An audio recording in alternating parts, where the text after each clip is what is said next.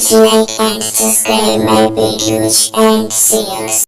मैं संजीत कुमार आपका open mind tutorial में स्वागत करता हूं।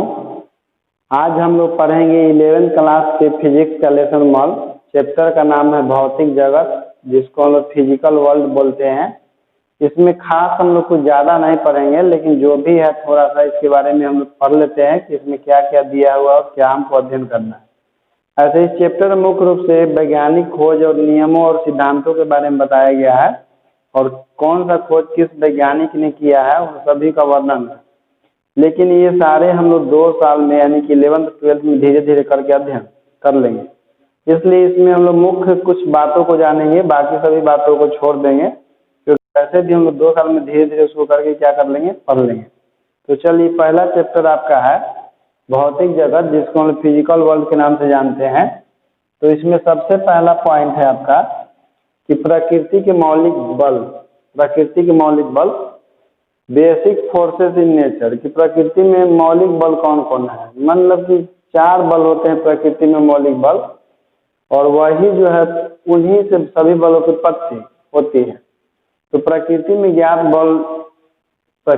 ज्ञात मौलिक बल निम्नलिखित हैं। तो वो कौन कौन से हैं? पहला आपका बल है गुरुत्वाकर्षण बल, जिसको हम लोग ग्रेविटेशनल फोर्स बोलते हैं और एक को Fg से सूचित करते हैं। दूसरा बल है निर्बल बल, जिसको हम लोग कमजोर बल भी कहते हैं, इसको वीक फोर्स बोलते हैं, इसको Fw से डिनोट करते हैं। और तीसरा बल है आपका विद्युत चुम्बकीय बल, जिसको इलेक्ट्रोमैग्नेटिक फोर्स कहते हैं, जिसको F से लिखते हैं। और चौथा बल है नाभिकीय बल, जिसको हम न्यूक्लियर फोर्स कहते हैं और इसको Fn से डिनोट करते हैं। पहला नंबर है गुरुत्वाकर्षण बल। कि गुरुत्वाकर्षण बल क्या होता है? तो देखिए, गुरुत्वाकर्षण बल ब्रह्मांड में स्थित किन्हीं 2 पिंडों के बीच लगने वाले बल को गुरुत्वाकर्षण बल कहते हैं। गुरुत्वाकर्षण बल जो है ब्रह्मांड में स्थित सभी प्रकार के 2 पिंडों के बीच में हमेशा बल काम करते रहता है। जैसे कहने का मतलब है कि पृथ्वी और चंद्रमा के बीच में, सूरज और पृथ्वी के बीच में, चंद्रमा और सूर्य के बीच में, ये सभी पिंड है। यानी कि हमारे और पृथ्वी के बीच में भी, या मेरे और आपके बीच में भी जो बल काम करता है वो सारे के सारे गुरुत्वाकर्षण बल होते हैं।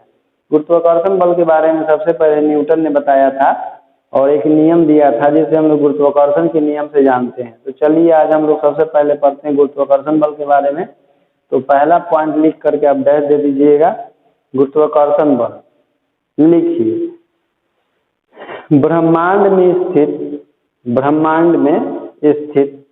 किन्हीं 2 पिंडों के बीच, ब्रह्मांड में स्थित किन्हीं 2 पिंडों के बीच उनके द्रव्यमानों के कारण, ब्रह्मांड में स्थित किन्हीं 2 पिंडों के बीच उनके द्रव्यमानों के कारण उनके बीच लगने वाले आकर्षण बल को गुरुत्वाकर्षण बल कहते हैं। ब्रह्मांड में स्थित किन्हीं 2 पिंडों के बीच उनके द्रव्यमानों के कारण लगने वाले आकर्षण बल को गुरुत्वाकर्षण बल कहते हैं। गुरुत्वाकर्षण बल को Fg से सूचित करते हैं। गुरुत्वाकर्षण बल को Fg से सूचित करते हैं। इसका फार्मूला लिखिएगा। गुरुत्वाकर्षण बल का फार्मूला होता है Fg बराबर G into M1 into M2 और बाई R स्क्वायर। देखिए, कहने का मतलब है कि एक वस्तु यहाँ पर है जिसका द्रव्यमान M1 है, और एक दूसरा वस्तु M2 है जिसका द्रव्यमान M2 है, और दोनों के बीच का दूरी R है। तो उसके बीच लगने वाले गुरुत्वाकर्षण बल का मान जो होता है Fg बराबर होता है G into M1 into M2 बटा R स्क्वायर, जिसमें हम लोग G को गुरुत्वाकर्षण नियतांक कहते हैं और इसका ब्रह्मांड में सभी जगह मान एक समान होता है। यानी कि पृथ्वी के सभी स्थानों पर या सूर्य पर, या मतलब कि ब्रह्मांड के हर एक कोना में G का वैल्यू क्या होता है? कांस्टेंट होता है। G का वैल्यू कितना होता है? तो 6.673 इंटू 10⁻⁻11 न्यूटन मीटर स्क्वायर प्रति kg स्क्वायर। देखिए, गुरुत्वाकर्षण का जो नियम है, Fg बराबर G into M1 into M2 by R square, ये नियम जो है न्यूटन ने दिया था। लेकिन इसमें जो G का जो मान है 6.673, इसका मान जो है हेनरी कैवेंडिश नामक साइंटिस्ट ने ज्ञात किया था। इसलिए इस पॉइंट को ध्यान रखिएगा कि नियम जो है गुरुत्वाकर्षण या समीकरण जो है न्यूटन का दिया हुआ है, लेकिन जो G का मान है वो कौन ज्ञात किए थे? तो हेनरी कैवेंडिश दिए थे अपने प्रयोग के द्वारा। तो चलिए इसके बाद लिखिए गुरुत्वाकर्षण बल की मुख्य विशेषताएं। गुरुत्वाकर्षण बल की मुख्य विशेषताएं, पहला नंबर लिखिए, यह व्युत्क्रम वर्ग के नियम का पालन करता है। यह व्युत्क्रम वर्ग के नियम का पालन करता है। कहने का मतलब है कि इसमें दोनों द्रव्यमान के पिंडों के बीच के दूरी के वर्ग का व्युत्क्रम होता है। जैसे दोनों के बीच की दूरी है r, तो इसका वर्ग क्या होगा r स्क्वायर, और r स्क्वायर का व्युत्क्रम क्या होता है 1/r स्क्वायर। तो देखिए तो इसके फॉर्मूला में r स्क्वायर है। तो पहला नियम हो गया कि जो यह बल है वह व्युत्क्रम वर्ग के नियम का पालन करता है। दूसरा नंबर लिखिए, यह एक प्रकार का आकर्षण बल होता है। यह एक प्रकार का आकर्षण बल होता है। तीसरा पॉइंट लिखिए, यह एक दीर्घप्रासीय बल है। यह एक दीर्घप्रासीय बल है। दीर्घप्रासीय बल है कहने का मतलब है कि यह बल जो है ब्रह्मांड के किन्हीं भी दो पिंडों के बीच में लगता है, यानी कि वस्तु कहीं भी स्थित हो उसके बीच में गुरुत्वाकर्षण बल काम करते रहता है। यानी कि इसका रेंज जो है बहुत दूर तक होता है, अनंत तक होता है लगभग। तो हम लोग कह सकते हैं कि इसका रेंज जो है बहुत दूर तक होता है, यानी कि बहुत दूर स्थित पिंडों के बीच भी यह बल काम करते रहता है। पॉइंट नंबर 4 लिखिए, यह अनंत दूरी तक कार्य करता है। सोचिए इसका इतना रेंज होता है कि अनंत दूरी तक काम करता है। कहने का मतलब कि इतना दूरी तक काम करता है गुरुत्वाकर्षण बल कि हम लोग ज्ञात भी नहीं कर सकते हैं कि कितना दूरी तक कार्य करता है। इसीलिए कहते हैं कि गुरुत्वाकर्षण बल कितना दूरी तक काम करता है, तो अनंत दूरी तक कार्य करता है। इसके बाद 5वां पॉइंट लिखिएगा, यह प्रकृति का सबसे कमजोर बल है। यह प्रकृति का सबसे कमजोर बल है।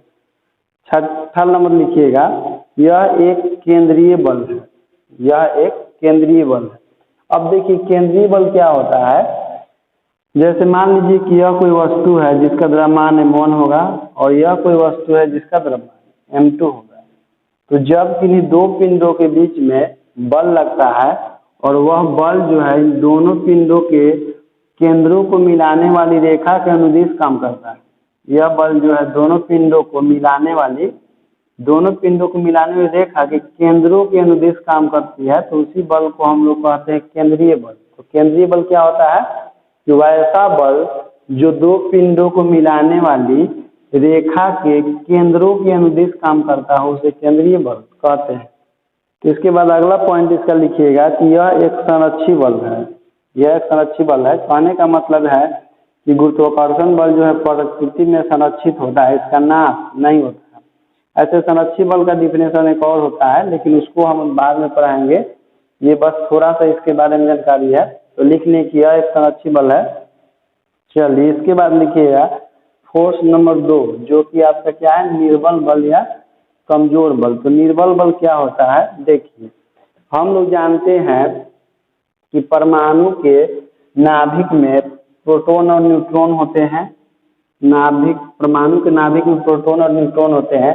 किसी कारण से जब किसी परमाणु का नाभिक फूटता है तो उसमें प्रोटॉन और न्यूट्रॉन मौजूद होते हैं, और वो प्रोटॉन न्यूट्रॉन में से यदि किसी कारण से न्यूट्रॉन टूट जाता है तो न्यूट्रॉन टूटता है तो एक इलेक्ट्रॉन उत्पन्न करता है, एक पॉजिट्रॉन उत्पन्न करता है और एक एंटी न्यूट्रिनो उत्पन्न करता है। क्या बोले कि जब किसी पदार्थ का नाभिक टूटता है किसी कारण से, चाहे वो रासायनिक अभिक्रिया हो या उसके नाभिक पर किसी पदार्थ से प्रहार करा दिया गया हो, चाहे इलेक्ट्रॉन से, प्रोटॉन से या न्यूट्रॉन से, तो जब किसी परमाणु का नाभिक टूटता है तो उसमें मौजूद न्यूट्रॉन और प्रोटॉन में से जो न्यूट्रॉन जो आपका होता है वह एक इलेक्ट्रॉन और एक पॉजिट्रॉन और एक एंटी न्यूट्रिनो में परिवर्तित हो जाता है। तो उस स्थिति में इलेक्ट्रॉन और एंटी न्यूट्रिनो के बीच में जो बल लगता है उस बल को हम लोग निर्बल बल कहते हैं, और यह बल बहुत कमजोर होता है। तो इसको देखिए, जब नाभिक फूटता है तो नाभिक से इलेक्ट्रॉन निकलता है, लेकिन हम लोग जानते हैं कि इलेक्ट्रॉन जो होता है परमाणु के चारों ओर कक्षाओं में होता है। तो हम लोग पहले से जानते हैं कि इलेक्ट्रॉन का जो स्थान है फिक्स है कि जब भी पाया जाएगा कक्षाओं में पाया जाएगा। लेकिन देखिए न्यूट्रॉन के टूटने से इलेक्ट्रॉन कहाँ से निकल रहा है, नाभिक से निकल रहा है, इसलिए इसका एक विशेष नाम दे दिया था इस इलेक्ट्रॉन को, बीटा कण।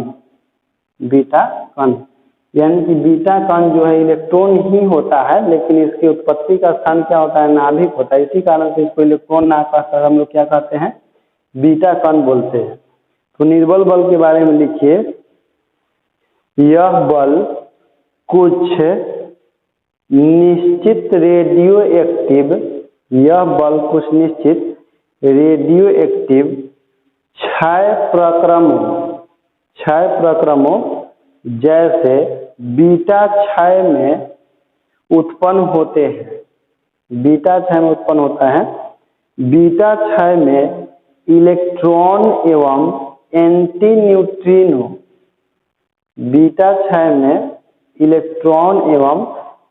न्यूट्रिनो निर्बल बलों द्वारा ही अन्योन्य क्रिया करते हैं। ये हो गया। देखिए इसमें एक टर्म आया रेडियो एक्टिव क्षय क्या होता है? जैसे बहुत सारे ऐसे पदार्थ होते हैं जिसके नाभिक में प्रोटॉन और न्यूट्रॉन की मात्रा बहुत ज्यादा होने के कारण उसका नाभिक जो है स्थायी नहीं होता है। तो नाभिक से उसकी अल्फा किरण या बीटा किरण या गामा किरण का उत्सर्जन होना शुरू हो जाता है और उस प्रक्रिया में यदि बीटा किरण का उत्सर्जन होता है तो उसको बीटा क्षय कहते हैं। और जिन पदार्थों के नाभिक से अल्फा किरणों, बीटा किरणों और गामा किरणों का उत्सर्जन होता है उन सभी पदार्थों को रेडियो एक्टिव पदार्थ कहते हैं। और इसका नाभिक जो है लगातार जो है परिवर्तित होते रहता है, यानी कि इसका नाभिक का जो ऊर्जा होता है अल्फा किरण, बीटा किरण और गामा किरण के रूप में परिवर्तित होते रहता है और इससे विभिन्न प्रकार के कणों का उत्सर्जन होता है, जैसे अल्फा कण, बीटा कण, एंटी न्यूट्रिनो ये सब निकलते रहते हैं। तो इसी प्रक्रिया को हम लोग रेडियो एक्टिविटी कहते हैं। रेडियो एक्टिविटी का मतलब होता है कि जब किसी पदार्थ का नाभिक अस्थायी होने के कारण उसे अल्फा, बीटा, गामा किरणों का उत्सर्जन होता है तो उस प्रक्रिया को हम लोग रेडियो एक्टिविटी कहते हैं। और जो भी पदार्थ इस गुण को दर्शाता है उस पदार्थ को हम लोग रेडियो एक्टिव पदार्थ कहते हैं। जैसे कि आपका पोलोनियम हो गया, थोरियम हो गया और हो गया रेडॉन हो गया। बहुत सारे ऐसे पदार्थ हैं जो रेडियो एक्टिव है जिनके नाभिक स्थायी नहीं होते। उनके नाभिक स्थायी नहीं होने का कारण क्या होता है कि हम लोग जानते हैं कि परमाणु हो या कोई भी पदार्थ हो, एक धन आवेश दूसरे धन आवेश को प्रतिकर्षित करते हैं। तो मान के चलिए कि यूरेनियम है तो यूरेनियम के नाभिक में कितना प्रोटॉन होगा? तो 92 प्रोटॉन होगा। और 92 प्रोटॉन कहाँ मौजूद रहते हैं? तो नाभिक में ही मौजूद रहते हैं। साथ ही हम लोग ये भी जानते हैं कि प्रोटॉन जो है एक धन आवेशित कण है और यह भी आपने पढ़ा होगा कि एक धन आवेश दूसरे धन आवेश को प्रतिकर्षित करता है। तो सोचिए कि प्रोटॉन के जो यूरेनियम है, यूरेनियम के नाभिक में 92 प्रोटॉन कैसे रह सकते हैं, जबकि हम लोग जानते हैं कि प्रोटॉन और प्रोटॉन एक दूसरे को क्या करते हैं? प्रतिकर्षित करते हैं। तो जब परमाणु के नाभिक में बहुत अधिक प्रोटॉन की मात्रा होती है तो वो प्रतिकर्षण के कारण वो अपने ऊर्जा को कंट्रोल नहीं कर पाता है और वही ऊर्जा जो है अल्फा किरण, बीटा किरण के रूप में अपने नाभिक से उत्सर्जित कर देता है। अल्फा किरण, बीटा किरण, गामा किरण के रूप में उत्सर्जित करना शुरू कर देता है। और जो अधिक परमाणु संख्या वाले पदार्थ होते हैं उन सबका नाभिक जो अस्थायी होते हैं और अपने ऊर्जा को कंट्रोल नहीं करने के कारण वो अल्फा किरण, बीटा किरण और गामा किरणों के रूप में उत्सर्जित कर देते हैं कणों को, जिसके बाद वो स्थायित्व प्राप्त कर लेते हैं। तो ये तो आप लिख लिए कि निर्बल बल के बारे में। निर्बल बल क्या होता है कि ये रेडियो एक्टिविटी की प्रक्रिया में बीटा किरणों यानी कि बीटा कण और एंटी न्यूट्रिनो के बीच में जो अन्योन्य क्रिया होती है यानी कि जो बल लगता है उसी बल को क्या बोला जाता है? निर्बल बल बोला जाता है। देखिए इसके बाद आपको पढ़ना है तीसरा नंबर, जिसको हम लोग बोलते हैं विद्युत चुम्बकीय बल। विद्युत चुम्बकीय बल के बारे में जानने से पहले आपको यह जानना पड़ेगा कि विद्युत क्या होता है, चुम्बकीय क्या होता है। तो देखिए किसी आवेश के चारों ओर एक प्रकार का क्षेत्र उत्पन्न होता है जिस क्षेत्र को हम लोग विद्युत क्षेत्र कहते हैं।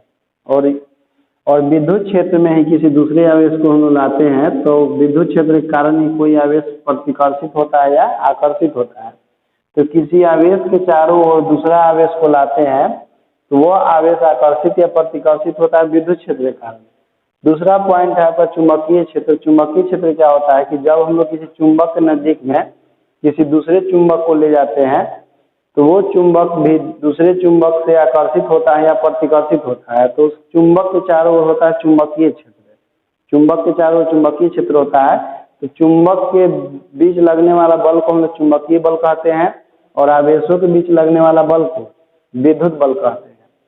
अब देखिए कोई ऐसा स्थान होता है जहाँ पर विद्युत बल भी मौजूद रहता है और चुंबकीय बल भी मौजूद रहता है, जहाँ पर विद्युत क्षेत्र भी मौजूद रहता है और चुंबकीय क्षेत्र भी मौजूद रहता है। तो बहुत सारे ऐसे स्थान हम लोग क्रिएट कर सकते हैं, यानी कि बना सकते हैं, जहाँ पर विद्युत क्षेत्र भी हो, आपका चुंबकीय क्षेत्र भी हो। तो विद्युत क्षेत्र के कारण जो बल लगेगा वो विद्युत बल कहलाएगा, और चुंबकीय क्षेत्र के कारण जो बल लगेगा वो चुंबकीय बल कहलाएगा।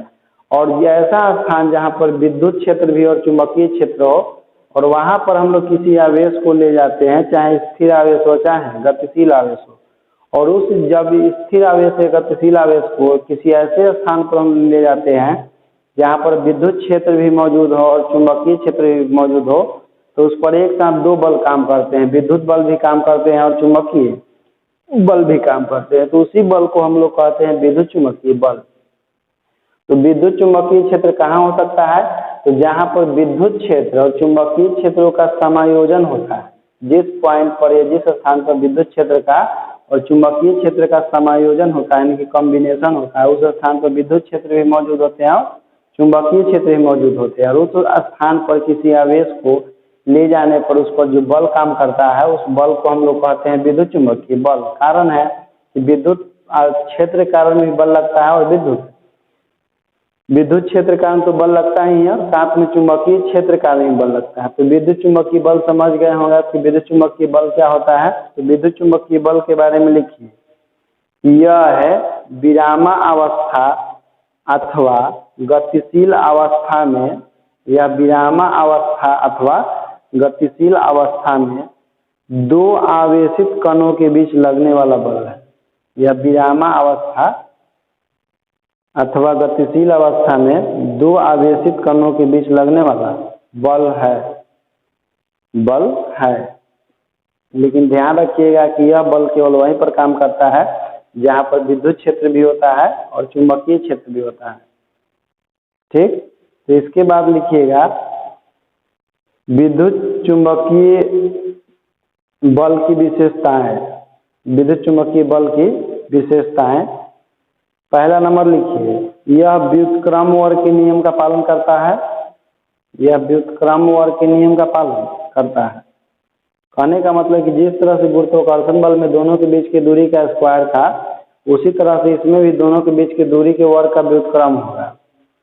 दूसरा लिखिएगा, यह बल आकर्षण भी होता है और प्रतिकर्षण भी होता है।